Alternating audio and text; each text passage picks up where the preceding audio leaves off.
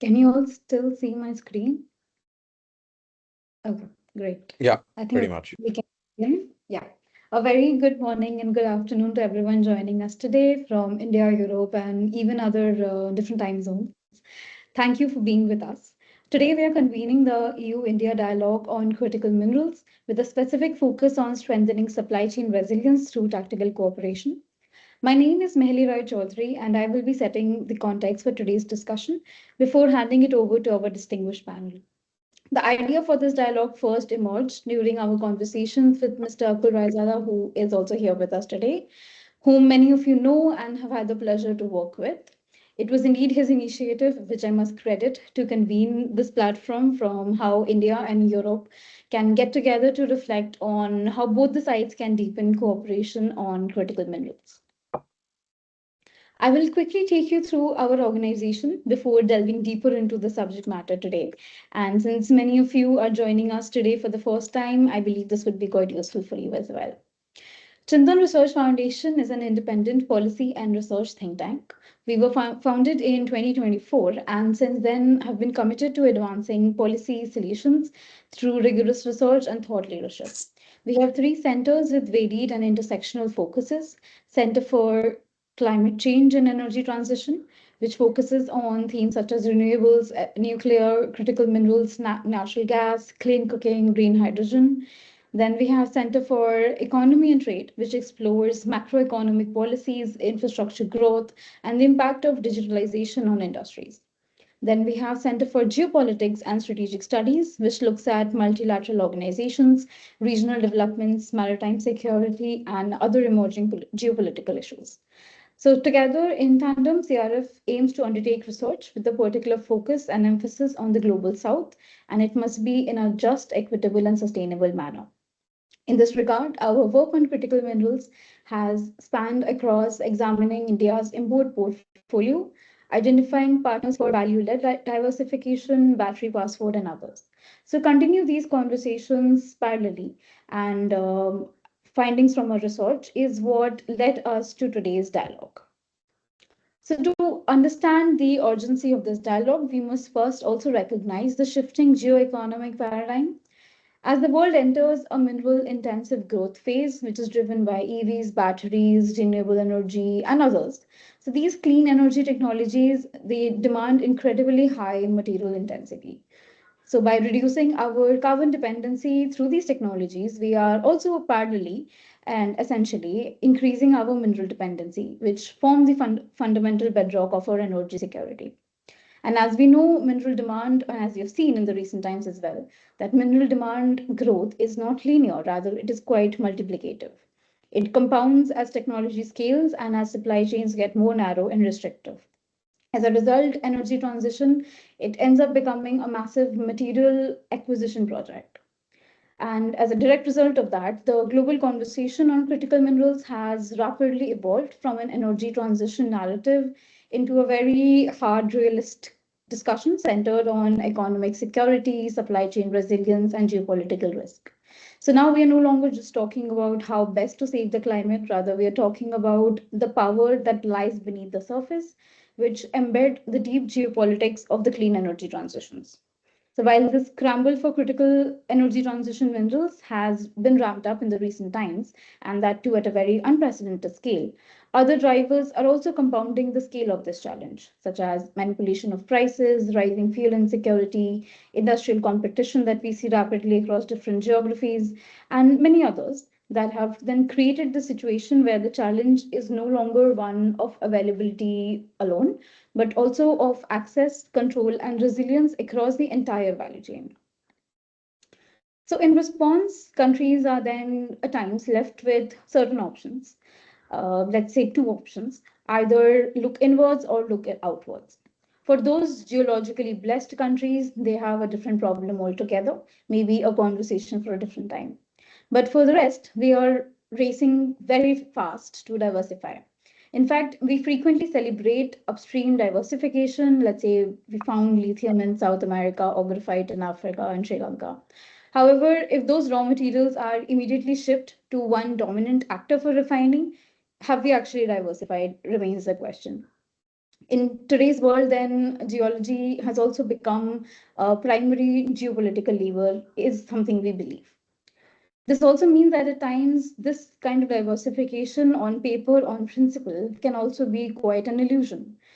This midstream concentration has created structural dependencies, often invisible, that are now at the very heart of these supply chain risks. This asymmetry has, in fact, translated into very disproportionate influence over the entire global supply chain. So, if we pursue upstream geographic extraction without actually addressing the midstream processing capacities, that is, without building our own plants or partnering with the right countries, we are merely creating new feeder routes into the exact same monopolistic nodes. We see this vividly in the rise of re export hubs, which is a finding from a recent study we have undertaken at CRF. So, by examining trade data, we noticed that India's cobalt oxide imports come overwhelmingly from Belgium, which is not a principal producer, but rather a refiner, and in turn also an importer from China itself. What this essentially means for us is that Belgium itself imports refined cobalt from China occasionally and exports it constantly to countries including India. This exposes India to the geopolitics between Belgium, DRC, and China, where a single tension in any of these three nodes can also have very crippling impact on India's supply chain. Another interesting finding was how China uses Hong Kong as a shipment hub strategically. India imports cerium oxides from China, and the trade data we examined looked at corresponding quantity and value. It indicated that cerium oxide, originally refined in China, was routed through Hong Kong. This is supported by the fact that China's own cerium exports to India dropped in quantity in 2023, which mirrored the exact increase in the imports from Hong Kong in value. So such tactics, operate as a buffer strategy to so diversification can be painted through different lens. This and other avenues of outsourcing this sort of a vulnerability creates a very deceptive notion of supply chain, and it also distorts our own policy metrics, often trapping India in a passive buy role without giving visibility of the supply chain.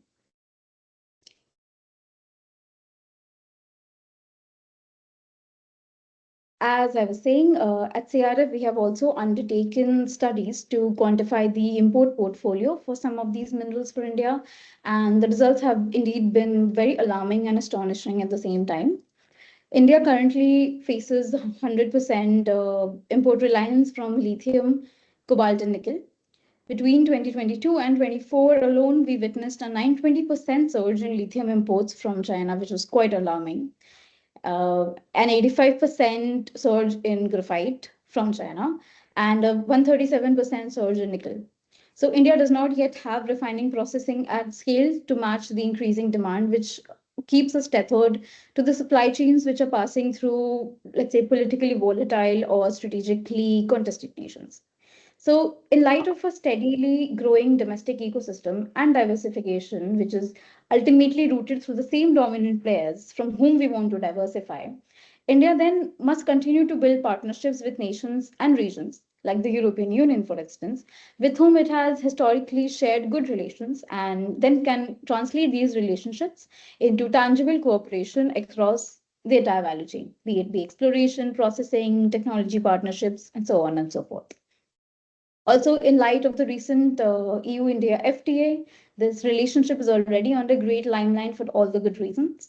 So a conversation on cooperation will then help move the needle beyond diplomatic goodwill and operationalize these partnerships into credible, scalable alternatives to these concentrated supply chains we find ourselves in the middle of. Now, both the European Union and India have already introduced overarching policy and regulatory frameworks to this regard. The EU has enacted the Critical Raw Materials Act, which establishes quantifiable targets to domesticate the value chain by 2030. It has also mandated that internally EU handles at least 10% of extraction and 40% of processing, also introduced strict dependency caps. India, in turn, is driving the National Critical Minerals Mission as its operational engine. The mission focuses on strengthening domestic exploration while actively securing overseas mineral assets and developing processing capacities. Kabul has also been created as a joint venture of three Indian public sector undertakings to secure overseas critical mineral assets for India through strategic investments, partnerships, and long-term offtakes. While the end goal of supply chain resilience is shared, the methods are actually influenced by different institutional frameworks and industrial priorities of both the nations. The EU is centered on a de risking approach, utilizing regulatory instruments, sustainability standards, and other trusted partnerships, which they utilize as market access levers. And that these are oriented to reduce these external dependencies. India, on the other hand, has deployed something we are calling as a 2D approach, that is building self-sustaining domestic capabilities of extraction and refining alongside very active mineral diplomacy. Now, both these regions are also dovetailed together in multiple international fora like the Mineral Security Partnership, EU Critical Raw Materials Club, Pax Silica, where India and EU are on the sidelines, and others. Other countries which share similar interests in value-based diversification, which are again both nations which have bilateral relationships, include Australia, Japan, Brazil, African Union, and others that both the regions have reached out to.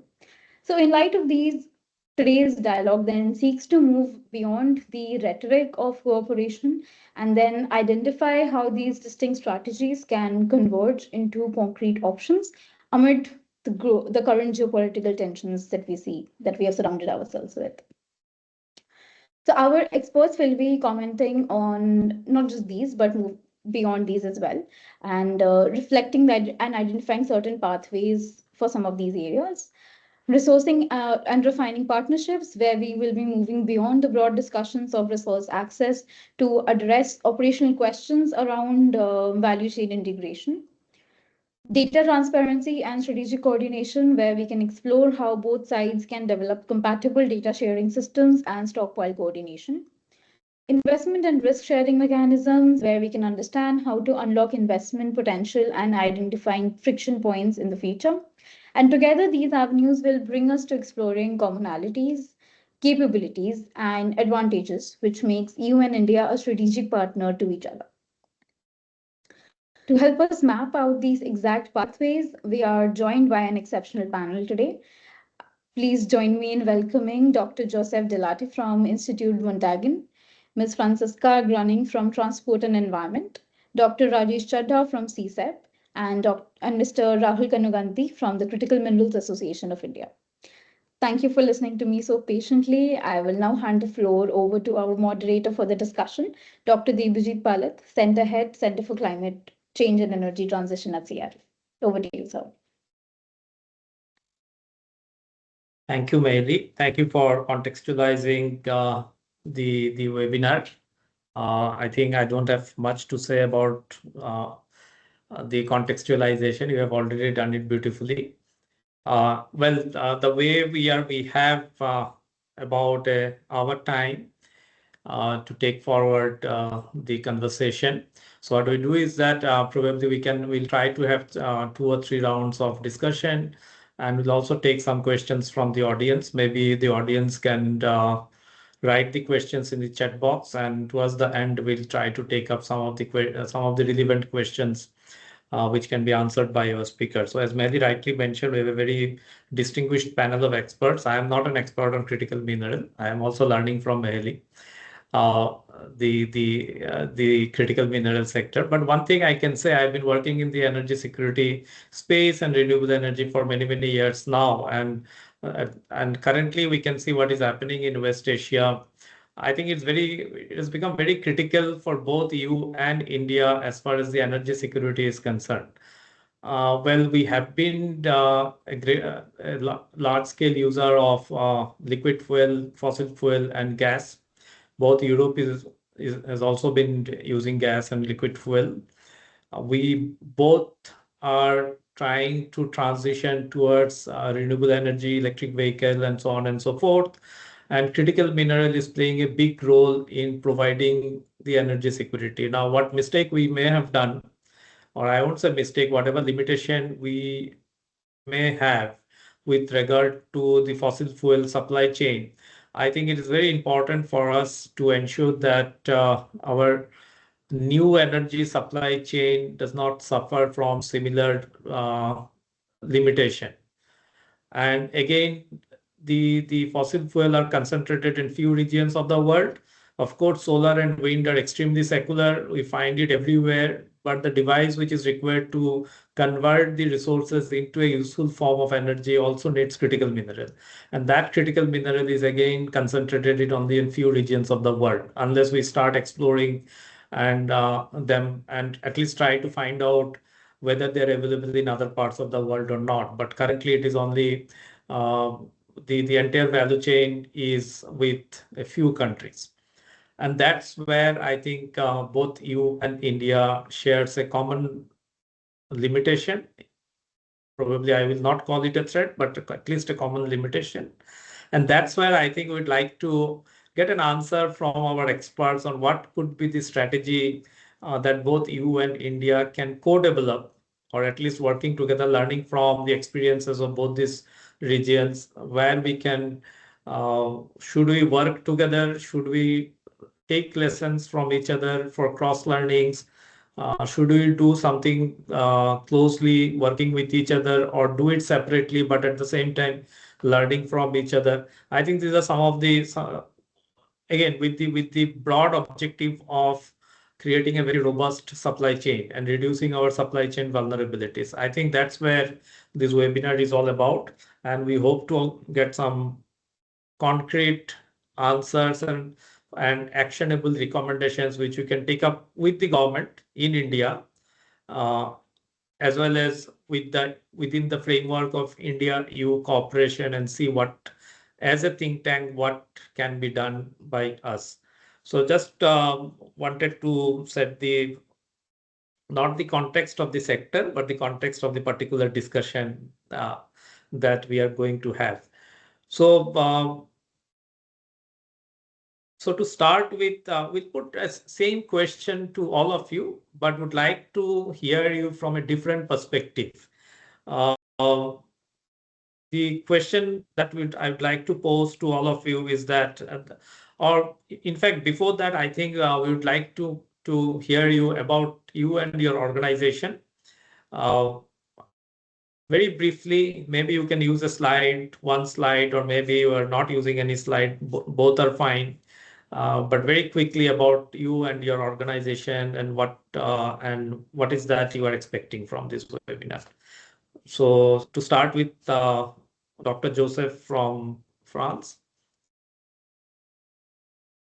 Good afternoon, good morning, everyone. Thank you for the invitation. So my name is Joseph Dellatte.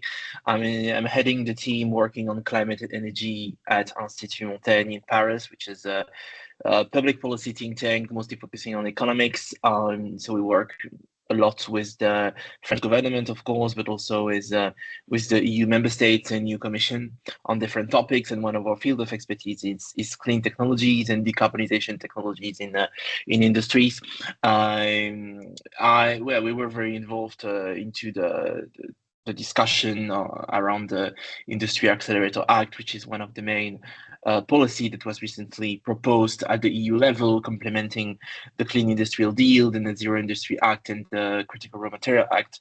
So on this topic, I'm very happy to be here and discuss, especially after the formal accord on FTA between Europe and India, and I think that there are a lot of expectation around this FTA. So on all that, we probably can have an interesting discussion on how concretely we can cooperate between Europe and India on value chain for clean technologies, but not only in general on value chain for critical minerals.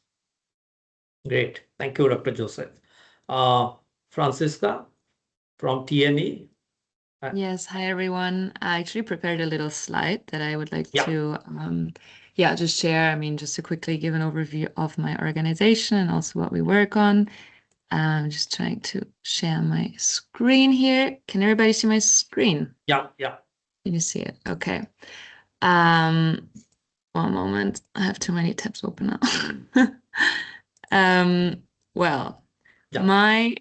So I'm today, oh my God. One moment. I think there was a bug on my computer. Can you still see my screen? No, Okay, let's not try yet. again. We can see you. Now? Yeah. Now you can see it? Yeah. Okay. So I'm Franziska. I work at Transport and Environment called TNE. We're Europe's largest clean transport and energy group. I'm based in Brussels, but we also have offices in other main capitals of Europe. And our organization's goal or like overall objective is to have a zero emission transport system that is affordable, circular, and has minimal impacts on our health and the environment. I've been with TNE now for 3 years, working in the batteries and supply chain team. Before that, I was in Australia for a bit at the EU delegation, working on the trade agreement, also looking into critical raw materials. So from looking at this angle of critical raw materials, I transferred then to Brussels to keep working on this very important and interesting topic. And as I said, for TNE, of course, we come from this transport angle, but we have this much wider understanding of the transport system and the energy system as such. So it's not just what do we put on the road to decarbonize transport, also where does the raw materials come from? Will we have resilient supply for this? But also how can we make sure that whatever we source is actually done under the highest standards possible, so under high ESG standards. And these are really the two central questions that we work on in the battery raw materials team that I'm part of. And when it comes to diversification, we've been, of course, looking a lot into the EU policies at the moment to do this. And you've probably seen, the many different initiatives that have been launched in a couple of years. Mihaly has already given a little overview. So, of course, we've been looking really deeply into the Critical Raw Materials Act, the Resource EU Action Plan, and also the strategic partnerships or clean trade and investment partnerships. And for TNE, these are all great initiatives. However, what we really see at the moment, and I think we will talk more about this later, is the lack of finance to really make these initiatives more tangible and really lead to implementation on the ground. So we do see a main obstacle in the financial side at the moment to have more outcomes. Then on the other side, when it comes to ESG, to sustainability considerations, what is really good to keep in mind is that actually at the EU level for EU policy, we have achieved some major improvements on supply chain transparency in the last years, and also on due diligence requirements. This was, for instance, done with corporate sustainability due diligence directive, but also very importantly on the EU batteries regulation. So very specifically for all the minerals that go into a battery. And this is really an important part of the global ESG puzzle, because this puts more pressure on the downstream sector, that they have to mitigate risks in their supply chain, in their mineral supply chains, to ensure, that like issues related to human rights or to environmental risks have been mitigated accordingly. So this is something that we work on a lot as TNE. Then, of course, the ESG standards for mining as such. How can we ensure that the projects that we want to see in the future do implement the best available technologies? I mean, there's a lot that you can do these days to have more responsible mining. So this can be, for instance, direct lithium extraction. This can be also better water management system, like closed water systems, or better mining tailings, mining waste management. So these are all things that we keep pushing for and that we advocate for at EU level, to ensure that these projects will then move forward if they have these criteria, you could say, in a way. And then, of course, we also work with some voluntary schemes like IRMA, the Initiative for Responsible Mining Insurance, which can be used as an audit for mining projects, to also get a better understanding of what is really happening on the ground, which standards are being met, and what can be done to improve, while also taking the perspective of local communities, importantly, into account. So I think I'm going to leave it here at the moment, and I'm really looking forward to this discussion. We've been working with some Indian think tanks already in the past, so I'm very happy to be back in this space today.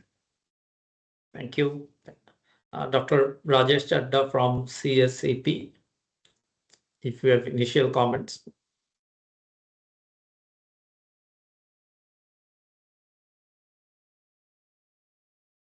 So you're on mute. Okay. Yeah, sorry, I was on mute. Mehli, you are sharing this slide, right?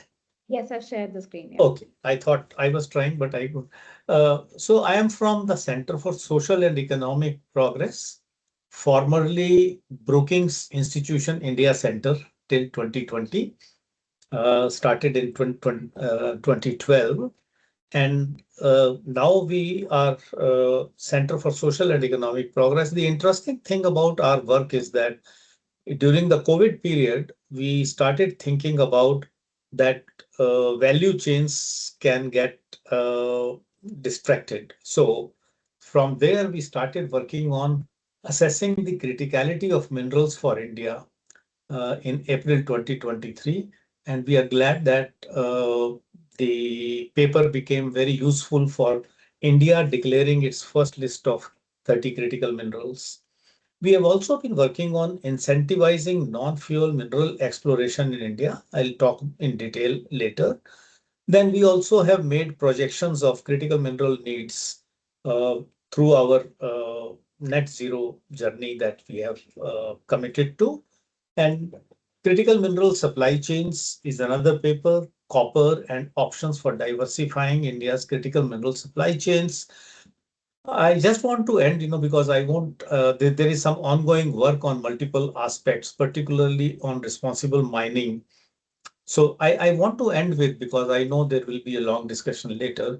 I just want to wind up by saying that we are looking at two major aspects of minerals and mining in India. Critical minerals being our attention.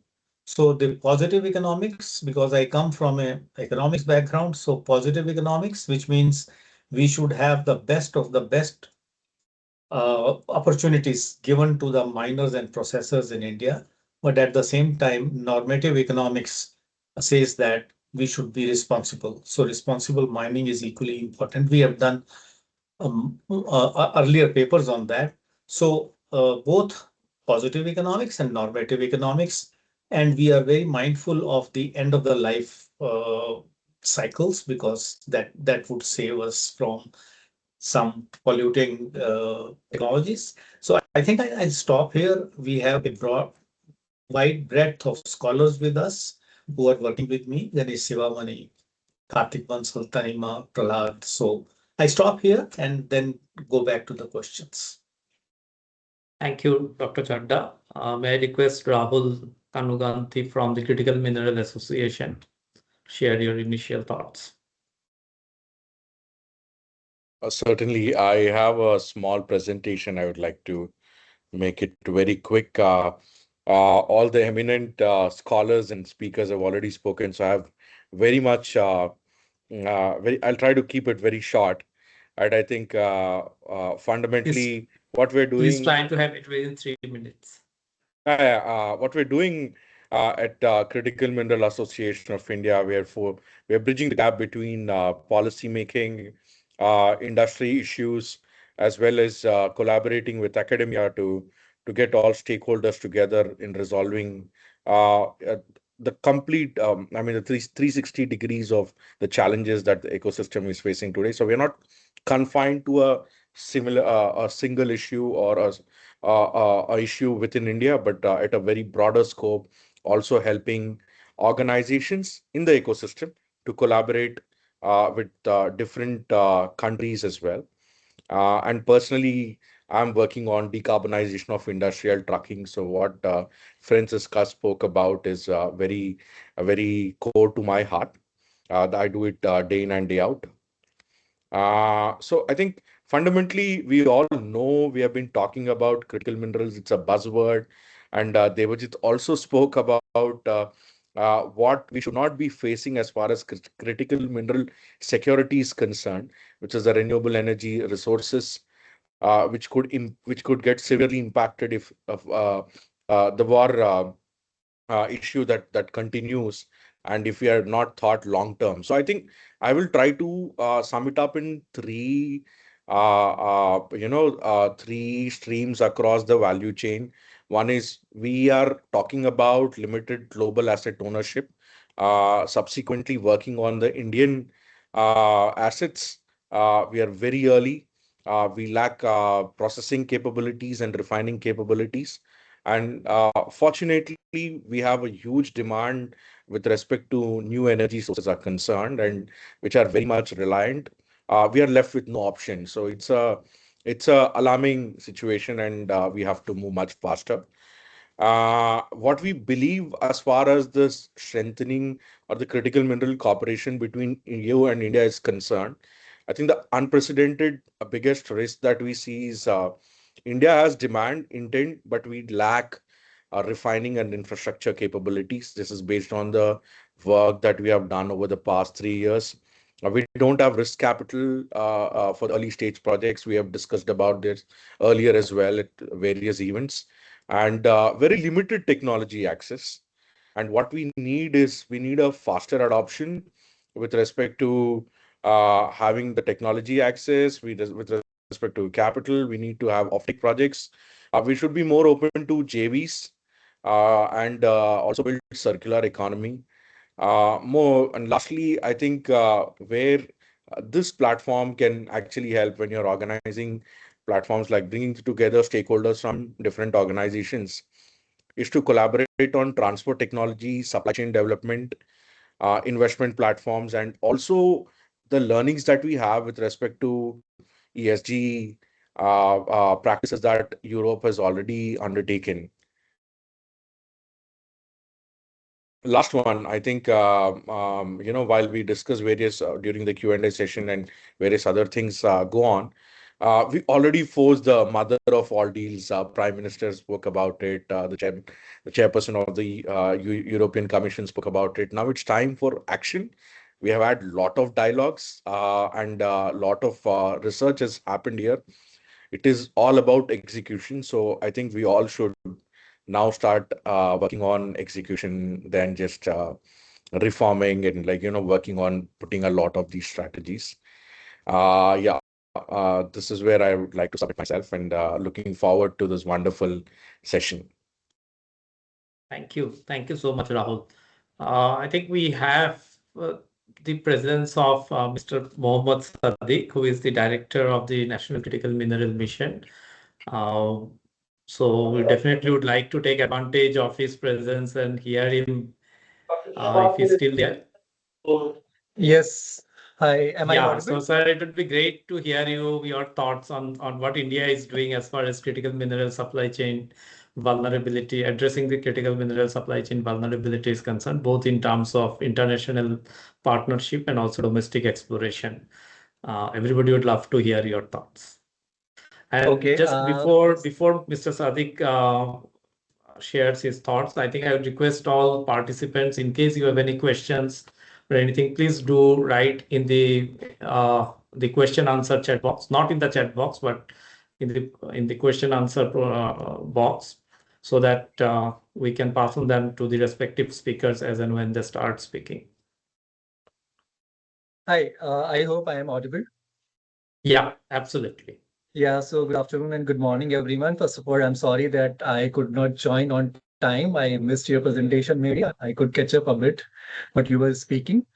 I won't be giving any formal speech or something like that. I'm Mohammad Sadiq. I'm the director. Basically, I'm a geologist, and I have been posted in the Ministry of Mines since last 2.5 years, and about this is my third year in the ministry. And I joined at a time when we were about to pick up for the critical minerals in the ministry. Mr. Chadha was there. He mentioned that we recognize the 30 critical minerals. At that time, I joined the ministry. So India has taken actually many initiatives in the last 3 years. And one of the important initiatives which we took in January 2025 is the launch of the National Critical Mineral Mission with a financial outlay of around $2 billion and expected investment of around $2.2 billion from the public and private partnerships. The mission basically aims to secure a long-term sustainable supply of critical minerals and to strengthen the India's value chain across the every stage from exploration to mining, beneficiation, processing, and recovery from the end-of-life products. So I think I would love to take as many questions as possible. And just to give you a brief idea, not going into the detail, that mission has 7 components. Number one is increasing the domestic exploration. In India, exploration is basically done by the Geological Survey of India, and in last couple of years, they have intensified a lot. Last year, they took around 194 projects for critical mineral, and this time they are doing 230. Apart from this, we have a trust, National Mineral Exploration and Development Trust, who has sanctioned around 125 projects in last couple of years. And further, in order to increase the domestic production of critical minerals, we have auctioned 46 blocks for critical minerals. And through a transparent and competitive process, the auction are open to both domestic as well as international companies, provided they are incorporated in India. And 100% FDI is permitted in the mining sector. So such an open framework also creates opportunities for international collaboration in exploration and mining in India. As discussed a lot, we know that processing of critical minerals, majority of the critical minerals are concentrated in few geographies. So in order to overcome this challenge, under the mission, we have provisions certain budgets. We would create some 4 or 5 4 critical mineral processing parks using the existing facilities we have in India. And apart from this, for processing, we have removed the custom duties on 25 critical minerals so that the raw material is available for the Indian industry and for downstream industries. Also, in the budget 26-27, which was announced in February last month, we have exempted basic custom duties on capital goods which are required for processing of critical minerals, so that it is expected to reduce the cost of processing facilities in the country. And apart from this, we are also working on an scheme, incentive scheme to support the processing of critical minerals in India. So these measures are intended to basically to strengthen domestic value chains and can create the entire value chain and opens the opportunities for international collaboration. So as far as recycling was also mentioned, we have launched another scheme we have launched a scheme for recycling of critical minerals in October, and the applications are still being invited. Last date for the scheme is 1st April. So this is another opportunity for the technology partners to work together and building a strong recycling ecosystem for critical minerals. We would be providing the CAPEX and OPEX support for the recycling of critical minerals under this scheme. So still we have 1.5 months to go. There are possibilities of JVs and all. Now coming to the R&D part of the mission, we have taken so many steps under the R&D. We have recognized Center of Excellences, 9 premier institutes, IITs and FTDC, so many research institutes. And we are giving them funding for pilot projects. And apart from this, we have also launched a dedicated scheme. You know that I'm a geologist. I can explain that most of the critical minerals do not occur as a primary mineral. They are mostly associated with some major minerals. For example, gallium is associated with bauxite. Vanadium in India is associated with graphite. Niobium tantalums are associated with RE, and so on. So we have done one study, and we have studied around 300 mines, dumps, tailings, etc. So when we had interaction with the industries in India, though they have minerals, critical minerals in the tailings and dumps, but they said that we have a technological challenges that though the minerals are there, but we cannot recover them economically due to the lack of the technologies. So I find this area is a strong area for collaboration with EU, apart from the exploration using emerging technologies. And as another important component, the last component, I won't take much time, is the overseas acquisition. So we have created Kabul for overseas acquisition and asset and investment in the critical mineral. So we can, the EU partners and India can jointly invest in projects in resource-rich countries. This is, we have signed so many MOUs with African countries for this purpose also. So I think that's all from my side, and I would love to answer as many questions as possible. That's all. Thank you. Thanks a lot. Thank you. Thank you, Mr. Sadiq. Thank you so much for your intervention. Let me now focus to Dr. Joseph and we were planning to ask you the same question to all the panelists, but with a different perspective. So from the perspective of, so my common question is that what is the EU or India's most underappreciated vulnerability in critical mineral supply chain across the value chain, and how it is addressing it? Now, Dr. Joseph, you can highlight your perspective from the perspective of governance. What is the most critical vulnerability or underappreciated vulnerability in the mineral supply chain, and how EU is addressing it purely from the perspective of governance? Thank you. It was already mentioned by Mihaly. I think that if I had to identify one single underappreciated vulnerability in Europe in general for critical mineral supply chain, would be the access. It wouldn't be actually the access to geological resource, but mostly refining, as you said, midstream control, the chemical processing for these refining, and perhaps some component in manufacturing.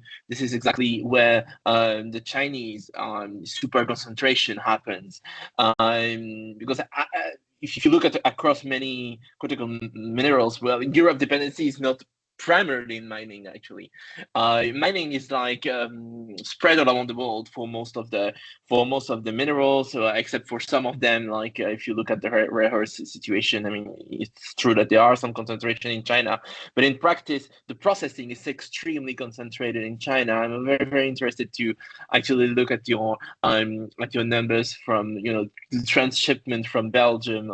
It's very interesting to me, and this could actually be the result of one single company. It's basically how it works. But I mean, if you look at the example to see how deep the Chinese super concentration is at the moment, it really enables to illustrate the asymmetry. For lithium refining, for instance, lithium is not very rare. It's a mineral that you find in a lot of regions of the world. China controls roughly 60 to 70% of the refining capacity. Rare earths, 85 to 90%. Permanent magnets, which is like not refining, but just the step after that. And this is something you need for many clean technologies application. It's 90% of NdFeB. It's gigantic, and it enables like a super concentration and super verticalization of clean technologies. So in practice, even when minerals are mined everywhere, Australia, Africa, Latin America, they often pass through the Chinese value chain before entering the global supply chain. And I think what is very sometimes misunderstood here is the importance of state-owned enterprise coming from China in the mining and refining process, meaning that the super integration, verticalization is very difficult to fight. The only solution, you asked me about governance here, the only solution we have is twofold. First of all, to subsidize what needs to be subsidized in order to compensate the price differential if we really want to go for this, or to prioritize alternative supply chain and to secure demand for the alternative demand for the alternative production. And this is only possible if you have this scale high enough. I think in the EU at the moment we are discussing a lot the concept of local content requirements, that are that is defined a bit mistakenly as made in EU. In practice, in the current draft of the law that is proposed at the moment on these topics, you have like the inclusion of FTAs inside of this definition of made in Europe, and for some supply chains in critical minerals, this changes everything. So it means that you could eventually decide to refine cobalt in DRC or lithium in India, and then still be eligible in this local content requirement qualification. So from a Joseph, governance, can you summarize? Yeah. There are three vulnerabilities in Europe. In practice, you have a concentration risk in midstream, and at the moment we try to handle this using the local content requirement. The second one is the exposure to export restriction. And that creates a very big problem in some sectors, because of course we speak, I mean, like I'm a person working on climate and clean tech, but some of these technologies are used also for military or information technologies, and so you actually have this coercion and restriction and coercion exposure. And finally, the lack of domestic ecosystem at the moment around refining and manufacturing, which is something we need to develop inside the EU, and we need to partner with third countries to actually do that. That's it. Thank you. Dr. Chadha, you have been working on trade-related matters. So from the perspective of trade, what do you think is India's most underappreciated vulnerability in this critical mineral supply chain, and how we can address it? You are mute, Dr. Chadha. Always remain live now. So, Yeah, so we can hear you. sorry about it. I think I should point out to one of the major paradoxes that India still has slack in exploration and extraction. Even though there have been some efforts made on exploration, but I can answer in detail that much more needs to be done as far as, because world over, it is the junior explorers who explore and then sell their find. So one of the issues is that we are standing at a point where we don't have processing. We cannot easily import the raw materials like cobalt, lithium, nickel, and rare earths, particularly dysprosium and neodymium, because we don't have the processing facilities. But at the same time, there is a possibility that if exploration is done the way that it is done world over, we might discover huge amounts of critical minerals, and which I think the Ministry of Mines and NCMM is working on. The other important point is that whereas I'll be now specific to India, whereas MMDR, Minerals and Mine Development Regulation Act, has some restrictions and serious restrictions on auctions, exploration, and issues related to extraction. But there was a low-hanging fruit, which I heard just now, that we are now working on the midstream processing. Interestingly, this was the low-hanging fruit for a long time because 100% FDI through automatic route is available. So I'm so glad that this is the major underappreciated factor in India's mining regime that we are now appreciating, and midstream processing slack is now, we are trying to get over it and have the FDI in place. However, no doubt that the third aspect is the most important aspect is the capital cost and finance, which we need to discuss, particularly when we have India-EU discussions. I think I'll stop here. Thank you. May I now turn to Franziska. From an industry perspective, you're with trade and energy. So from an industry perspective, what do you think is most underappreciated vulnerability, and how can we address it? Yeah, I think that's a really good question. And well, at the end of the day, I think it depends on who you ask exactly from the industry. But what we can definitely say from T&E point of view, given that we really focus on the automotive and the battery parts, is that for the battery sector, we of course see very high battery demand in the future. For instance, for 2050, we see a demand that will be 100 to 200 times higher than in 2022. Which will translate into up to 20 million tons of battery metal. So this is only for the Europe scenario of electrifying transport in Europe, for instance. But at the same time, you can also see, and I think there I'm also building on what Joseph has already been saying, is that we will really reliant on the processed materials part. So of course also the primary materials, but one major bottleneck will be the processing part. At the same time, which is also part of the bigger reality we see at the moment, you see all these onshoring initiatives, especially also from the EU, that is really trying to onshore the processing and the midstream part of the battery value chain at the moment.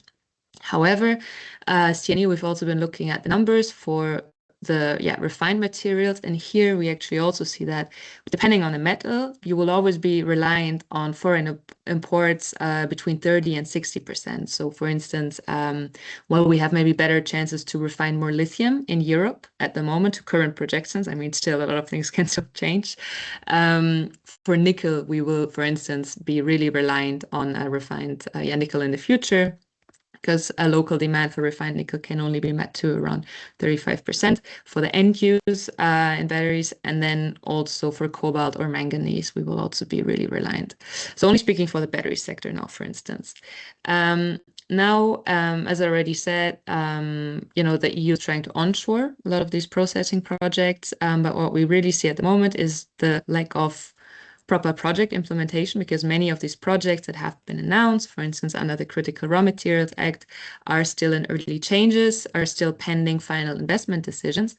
And actually, some of them also had recently very bad news and had to cancel the projects because they couldn't mobilize the funding and the finance that they needed for this.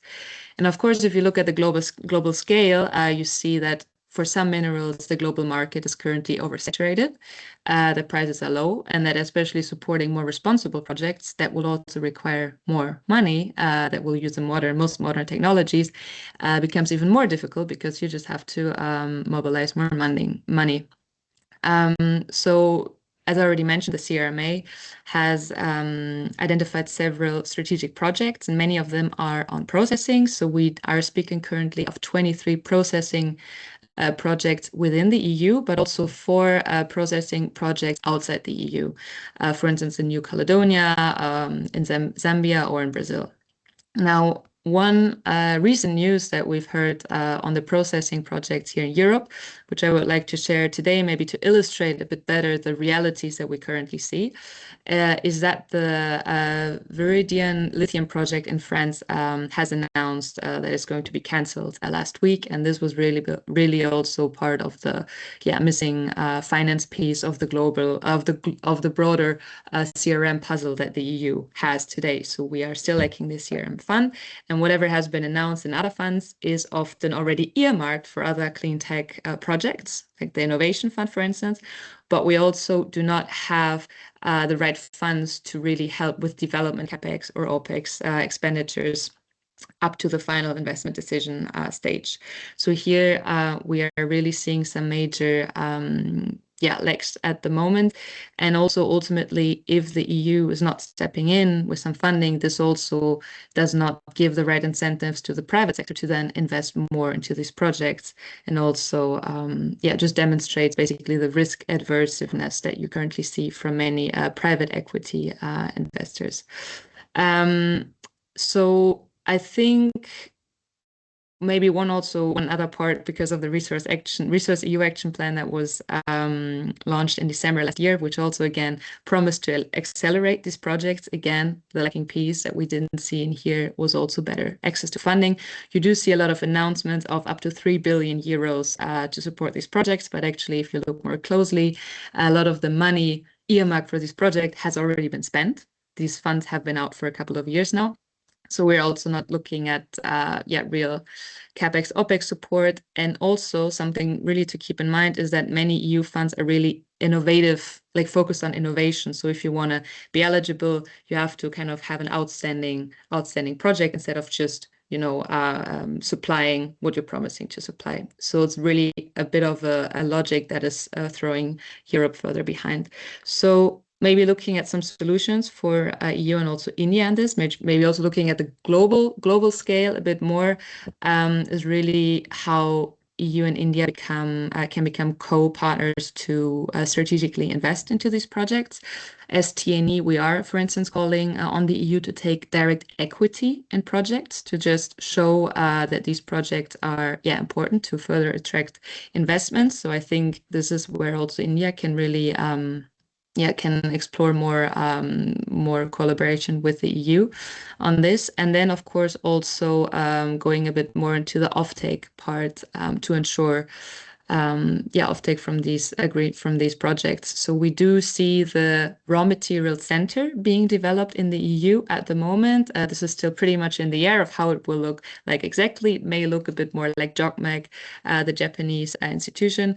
However, again, this is still being developed, and also JOGMEC took up to 20 years to be developed, so we cannot expect that we will right away arrive at this stage. However, when it comes to offtake, of course, countries can play an active role in this, but also it's really important to mobilize the private sector, automotive companies, for instance, to just secure the supply for the upcoming years. I think I'm going to stop here. Yeah, thank you. Rahul, she mentioned, Franziska mentioned about the private sector. And so let me take the same question to you and also add on to, they're also looking forward to investments from India. I will get back to Mr. Sadiq also on Kabil's role in making investments or acquisition or getting involved in the supply chain in Europe. But maybe from a private sector perspective, what do you see? Can India also collaborate with you in addressing the supply chain vulnerabilities in a collective fashion? What you also has a very stringent ESG norms and all these things. Now for Indian companies to get engaged into the supply chain, I think we have to navigate a lot of this regulation. So what do you think? How do you see it's happening? Maybe Sadiq raised a question. I raised his hand. He wants to know. Okay. Okay. Yeah. So see, I think fundamentally we all know that the assets, the overseas assets, are very, very critical right now, given also from a security, the nation's security sovereignty perspective. The defense sector, EV sector plays one role, but the defense sector thrives only when we have strategic minerals. And today we are heading towards Atmanirbhar Bharat. So these are of essential use. What is unprecedented is that controlling of processing is equal to control of supply chains, and today we lack them. While Ministry of Mines are already put up Kabil, and we are working towards acquisition, I think the midstream part is not treated as an important activity today, especially with respect to capital and the interest of the junior miners, or the junior players, the SMEs and early stage companies, right? Today India lacks it, and we need to give severe importance to midstream players. Uh, if you go back and look at the infrastructure industry and how big infrastructure industry is today in India, right? If we don't have that sort of mindset, and if there are not many players in the midstream area, then whole concept of acquiring mines and keeping it over here is not going to result into anything positive. Secondly, I think capital will come. In fact, larger players who have done decent work in the infrastructure industry, building roads, dams, canals, etc., they can also step in and pick up. They should be the early movers to begin with, and encourage the small players across the supply chain as things progress. When I say things, with respect to development of these processing units, there are a lot of SMEs will come together, and when we had this EV industry, just when it was at a nascent stage, getting EV financing was a difficult thing, but today it is very much accessible, while it is an end product. So, see, in a similar fashion, if we start looking the midstream projects and start getting project financing from government-backed institutions, from NBFCs, it will be much easier. And I think there should be some development fund as well. Subsequently, there should be a fund of funds created for companies working in this particular sector, right? we have it is no more rosy to build a e-commerce platform. It is actually drain of capital, if you ask me. The real value lies in the critical minerals, the metals, the different sector, and in aspects where survival becomes importance in today's world. So we need to start, and both government as well as, so it should be like a public-private partnership where both players can come together and start putting in. That's one. While it is well governed, right? Some of the best ESG practices that we can learn from EU from that perspective. They have already done their work, and we can learn from there. Second, technology sharing. Today we are heavily reliant, still reliant on China. Right? I think it's time that we transition. We can have technology transfer. There are large organizations like IREL, and then we have the mid-sized companies coming up from the public sector units as well. NMDC just launched the NMDC Critical Minerals organization, which is working on acquisition as part of the Kabil program. So in similar context, I think we are no more worried about acquisition of mines. I think it's the midstream work. If we start developing in parallel, then we can see some future. Otherwise, it'll be too late. We had a lot of diplomatic arrangements with EU, with Australia, with Latin America. We have Canada, so we with Africa. So I think from a security perspective, I think we've crossed that stage, right? And most importantly, yeah, the treatment that we give for the midstream companies will actually result in the final product. I think that is what should be the main focus, and that's what we are doing. We are encouraging at CMA, and would appreciate all stakeholders like you guys should push towards midstream projects. Thanks. Let me take this question to Mr. Sadiq. Franziska also mentioned about Mr. Sadiq. You are mute, Mr. Sadiq. You are mute. Hi, am I audible now? Yes. So we were talking about the midstream support from the government. So as I mentioned, we took 3 initiatives. I would like to mention here once again that in the last month in February, it was announced that we have exempted basic custom duty on critical goods, capital goods, which are required for processing of critical minerals. So, and we expect that this would reduce the cost of processing in India and would encourage the midstream partners which would want to come for processing of critical minerals in India. They want to set up some facilities. Number 2, we are going to bring an incentive scheme for capex support for certain minerals. We have shortlisted some minerals, so we would be providing the capex support. This is under preparation, and we expect that this scheme should be out in 3 to 4 months. Okay, number 3 is, as far as the REs are concerned, MHI, Ministry of Heavy Industries, has already announced a scheme for about $800 million to promote the manufacturing of rare permanent magnet in India. And RFP finalization for this scheme is under process, and I expect that in a week or so, the RFP would be out, and this would open an opportunity for the Indian companies and European companies to join hand and bid for the bid under this scheme. So these are 3 parts. Now coming to one of the important things I wanted to mention here, over which is drawn from my interaction with the African nations, because these are resource-rich countries and we have been interacting with them. And this is regarding the ESG standards. So in this context, this is my personal view, not my official stand, of course. One of the important point I want to mention is that ESG should not be a brake for the development of resource-rich countries and developing countries as well. It should be rather a steering wheel which driving the sustainable and responsible growth. So partnering countries and investors should not wait for the perfect ESG standards. Rather, they should help in creating them over a period of time.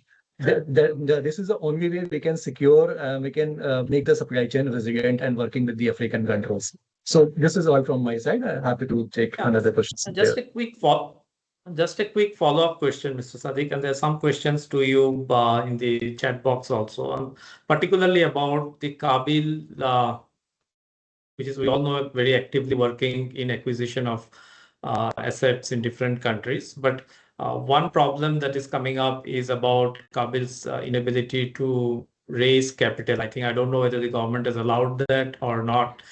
So and if Kabil has to say engage with European partners and for some acquisition or do some midstream processing or something like that, how do you see how we can make it happen? What opportunities lie Yes. for Kabil there? Yeah, we know that. We have discussed that Kabil has acquired lithium assets in Argentina. That is all. Yeah. Now, what we have done is, because of the constraints, what we have done is we have formed a consortium of PSU, which is being led by or coordinated by rather by the Kabil. So what we do is every week, many PSUs, for example, Core India, Oil India, OVL, and other companies, they sit together. They are receiving some opportunities for investment in Australia and Latin American, African countries. They sit together every week and discuss which is the good opportunity and submit NBOs. So and Secretary Mines are also holding meetings every 15 days, every fortnightly. He's also having meetings and following up on the overseas acquisition of assets. So it's not now Kabil alone, but rather a consortium of PSUs which are having a lot of cash with them. Okay. This is very encouraging to hear this particular thing. That means we have the cash now to do something which Kabil was unable to do, or they were constrained to do. Great. Let me take the question to Dr. Joseph on Europe talks about de-risking. So what level of dependency reduction is realistic, you feel is realistic, and in which parts of the chain, whether it's across the value chain or it is mining, processing, magnet manufacturing, very quickly in 30 seconds. Okay, 30 seconds. I will try to do that. It's not easy. I think the risking should not be understood as completely decoupling from the Chinese supply chain in Europe. First of all, in the upstream mining, I think minor mining in Europe will happen, but perhaps never to the majority of our consumption. So this means that we will have to have like cooperation with certain countries. I think the target of 40% of production in Europe of clean technology and midstream are included most of the time, not always. In this is achievable, perhaps not by 2030, but a bit later, depending on the technologies again. I mean, like if you look at photovoltaics, for instance, I don't think this is something we can achieve. In the batteries, I think we can achieve more. In permanent magnet, I think it will really depends on the willingness to support the current projects and how you can actually de-risk by creating favorable trade with trusted partners, and I think that this is coming with the IAA. In practice, in terms of percentage, it's very difficult to tell you the proper answer for each technology, because what is achievable, I mean, you can achieve 100% if you want, as long as you are ready to pay. And the question is, how much will we be ready to pay? At the moment, we define the willingness to pay more for local content as 25%. I think this is relatively low. Perhaps at the beginning we should go more than 25%, up to 30, 35, and then gradually decrease the price differential. And what could help us decrease the price differential is also cooperation with such partners like India. Great. Dr. Chadha, there is a question for you. India-EU Trade and Technology Council has been operationalized for over 2 years. Lot of dialogues, yet no project level outcome. Let me also add to it that what would make an EU partnership valuable for India beyond capital? Technology access, market access, midterm support. How do you see it happening? If you had to give me 2 quick recommendations how to make it happen, what would be that? Okay, I think maybe Mr. Sadiq can take it to the ministry and then start implementing from next Monday onwards. Hope I am audible this time.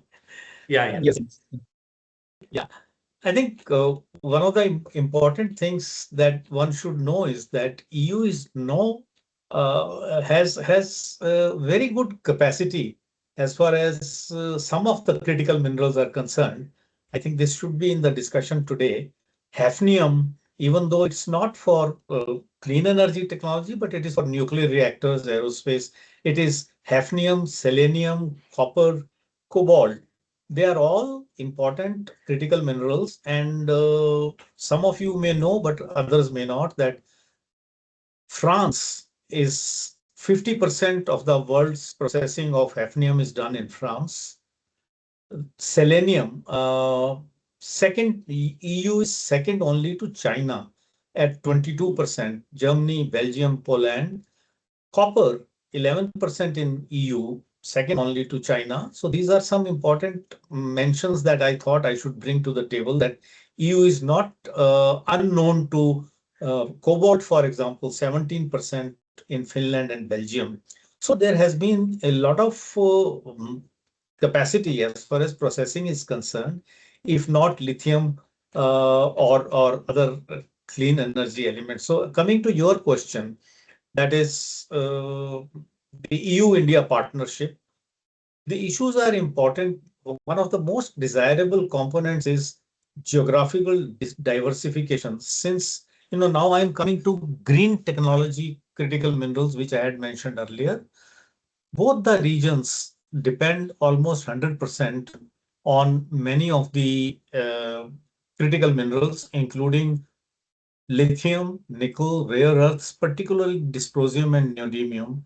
So both the countries can cooperate with one another through EU has CRMA and India has NCMM. And I think my job has been made easy by Mr. Sadiq by telling what India has been doing. So the India-EU Trade and Technology Council, TTC, is high-level strategic platform launched in 2023 to deepen cooperation between India and the European Union on the issues where trade, technology, and geopolitics intersect. It includes various aspects of technology, value chains, and moving to the net zero transition. So both the regions can cooperate with one another and also think of moving to, like Kabil is moving to other geographies. If the two regions here means EU and India, can cooperate with one another and move to diversify the availability of critical minerals to other regions would be important. I'll be brief in the interest of time. Right. Let me take the same question to Franziska about what do you think two concrete areas where you can engage with India, where both can benefit because of the engagement. Again, 30 seconds to you. 30 seconds. Okay. So I think one would also to build on the EU-India Trade Tech Council. So I'm pretty sure there would also be more room for research and development, looking more into the refining or processing technologies, for instance, as some people have already been saying, there is expertise on this in Europe. We have been doing this in the past. So this is definitely something where we can build on. Maybe also this EU-India Trade Tech Council can also be a better forum to speak about ESG standards, for instance, maybe about learnings from the EU batteries regulation, for mineral transparency, etc. Everything you need to do basically to access the EU market in the future. But then one important point, I think, is the more global initiatives that we see on the moment, which are led by the US. So formerly known as the Mineral Security Partnership, now being, of course, renamed FORGE by President Trump, is a really important forum, I think, where, all countries, and especially India and the EU, should be engaging to together bring those projects on the ground. And here you actually also see new proposals from the US, and I think it's very early to see where exactly this will go. But the US has been announcing this initiative to form a mineral alliance, this minerals club, basically a free trade zone between some countries that would trade minerals at the same prices and would put an external tariff or a border adjusted price floor to then counter non-market economies. And this is really in our space currently seen as a potential game changer if this would really happen, because this really has the potential to stabilize prices and to just offer a new initiative, like a new leverage basically that we haven't seen yet. So I think this is really something that should be further explored and offers a really good opportunity for EU and India. Great. Rahul, if I had to turn to you, and you represent the industry, CMA is the industry association. So what do you think the type of partnership model that Indian industry would accept fastest? Offtake, finance, joint venture processing, recycling, technology collaboration, shared stockpile mechanism. What is that you would expect would be a starting point for collaboration between India and the EU companies? Um, since it is a nation's priority, we can begin with joint venture model. But I think we need it all. There is no thumb rule Still, that I still, it would be good to understand the priorities. I think Everything priority cannot is happen obviously on the same JVs and day. financing, right? I think fundamentally, do you think we Indians, we are very fast in grasping and adopting new technologies? We always imbibe best practices and will be able to replicate. So from that perspective, I think we need not worry much in to create everything from scratch. But how we can collaborate, how we can create joint ventures with the organizations abroad in to build processing capabilities. That is one. Then subsequently, also important is to have a blended capital mechanism. So this is a second layer as far as financing is concerned. We've already discussed how we can create fund of funds where institutions where the top economies can come and contribute to these funds as well. More liberal, there's a lot of work for Ministry of Finance to do more than mines right now. I think there is already a lot of frameworks in place. It is the duty of Ministry of Finance and how we can get capital liberalized so that access to capital becomes much easier, right? I think so. Priorities one and two. We have JV, we can create joint ventures. We have a lot of players from abroad reaching out to collaborate with Indian companies, with not just demonstrating eagerness and but also invest in. Especially, we have seen some angel investors writing big checks for startups who are working in this space, the hard tech space. So these are two priorities, but again, nothing can keep us out. If I have to add a follow-up question, again, from an industry perspective, I know that it's very difficult for government companies to quickly enter into collaboration with foreign companies because there are a lot of checks and balances, but a private industry can easily do that. So if India and EU-based private companies, do you think could jointly develop critical mineral assets in third countries like in Latin America or in Africa? Capital and technology can come from the EU and Indian companies and jointly bid the way ONGC Videsh had at one point of time had explored in different countries. Of course, some investments has not turned out to be profitable, like in Colombia, in Latin American countries. But still, do you think such type of arrangements can be done? I will take this question to also to Joseph after you answer. Yeah, of course. So it is very essential to have such arrangements, primarily because one, right now, if you look at Ministry of Finance, just ease the ECB norm, so a fund can flow into India right now for the companies. So that made our job much easier. Subsequently, creating joint ventures in a third country, it is very early to comment. Maybe SMEs will not be able to add or not play a big role here. It is the large companies who will have to think the likes of the top 5, 10 companies of the market size can think about it. But I don't think we are that early, or we don't have, at least from an industry perspective, we are not ready to go and make such investment, at least on the processing side. We are not. Joseph, your thoughts on this, and also the unique capabilities or strategic advantages that you feel you can bring to India as a valuable partner where we can work jointly.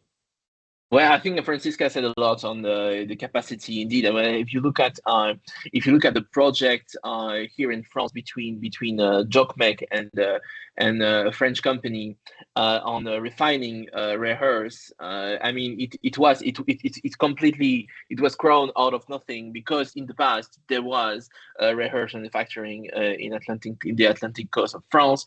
You had this CARE-MAG project is very, very central now, in the EU. But I think to answer to your first part of the question, I think what we need is long-term offtake agreements.